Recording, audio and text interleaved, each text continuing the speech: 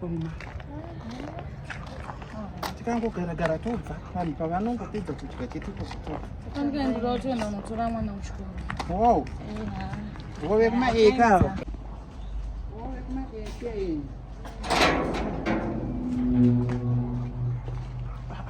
Kuzvakaitina kana vanhu? Nezvo. Asi tichaita mutano. Ndofunga takasika. Takasika ingwe. Takasika. Kokoi. Kokoi. Anti. Maidzirimba.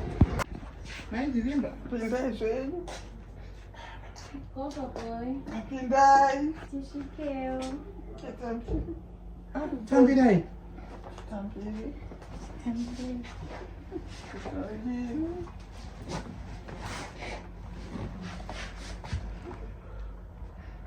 Kumarara sei? Marara sei. Tamuka. Taona hapana vanhu kune mota yemupriste iri uko ndo yatangoona. Ko vanhu vari ku Amai mapfumo miedzo noeni pakasiyana siyana. Kuenda miedzo yei? Miedzo yandinyangira. Kuchii kumejilima? Miedzo yandinyangira sikana. Miedzo yandinyangira sikana. Miedzo yandinyangira. Kumanyangirwa hanzi chiko. Chale uya kungotanga kungovhunduka mai mapfumo. Pano pamba baba vangu apete nyaradzi yaJonathan. Nezvo.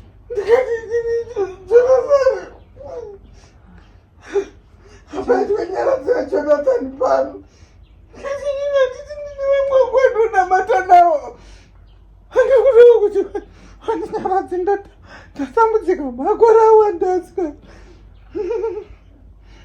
Jonathan, amborani ko Jonathan yeye naye mama ichilimba. Amai mapfumo. Ha? Amborani. Amai mapfumo. Amai mapfumo yangu. Yangu iwombekani. Yangu iwombekani nayi. Yangu iwombe. Ibori nyaya yei. Yangu iwombe. Ingabva yakuchemedza kudai. Yangu iwombe. Yangu iwombe. Naiwa mai susi. Inyaya yei ko yame. Ntombazi. Hanzi takangonzwa pachichedzera muchechi chiziviso kuti zvoni. Pagrupu vakatoisa kuti nyaradzwa asikana uyai musi weSaturday. Katauya. Chararamba. Imbori nyaradzo yaniko? Jonathan wacho ndiyaniko? Zvirambo. Chari mwana wenyu mukomana mukuru uyu. Ko anoramba kuti pamba paitirwe nyaradzo sei?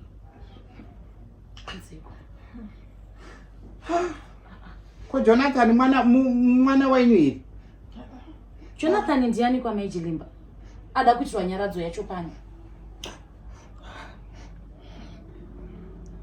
Chimwe changu.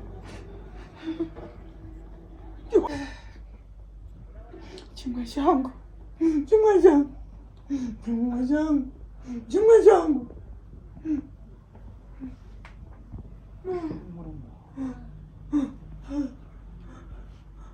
Ah.